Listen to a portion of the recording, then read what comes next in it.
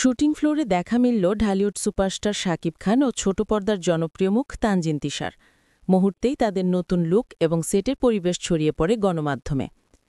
Shooting স্পটে দুজনের দুষ্টুমিষ্টি খুনসুটি ইতিমধ্যে দর্শকদের মাঝে বেশ আলোচনার জন্ম দিয়েছে। জানা গেছে শাকিবের সঙ্গে বেশ আনন্দ করেই কাজ করছেন তিশা। পুরো ইউনিটে তাদের প্রাণবন্ত উপস্থিতি শুটিংকে আরও প্রাণবন্ত করে তুলেছে। ছবির কাজ যত দ্রুত সম্ভব শেষ করার পরিকল্পনা রয়েছে সংশ্লিষ্টদের, কারণ এটি খুব শীঘ্রই মুক্তির চিন্তায় আছে নির্মাতা প্রতিষ্ঠান। তানজিন তিশা ছাড়াও ছবিটিতে গুরুত্বপূর্ণ চরিত্রে থাকছেন জান্নাতুল ফেরদৌস ঐশী। চলতি মাসের ৫ অক্টোবর থেকে ঢাকায় শুরু হয়েছে সোজা সিনেমার শুটিং। পরিচালক সাকিব ফাহাদ বলেন, সিনেমার গল্প অনুযায়ী শিল্পীদের নেওয়া হয়েছে। আমরা সিনেমাটি নিয়ে বেশ এক্সাইটেড।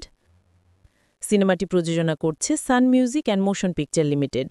এছাড়া অন্যান্য চরিত্রে অভিনয় করছেন তারিকা নাম খানসহ আরও অনেকেই।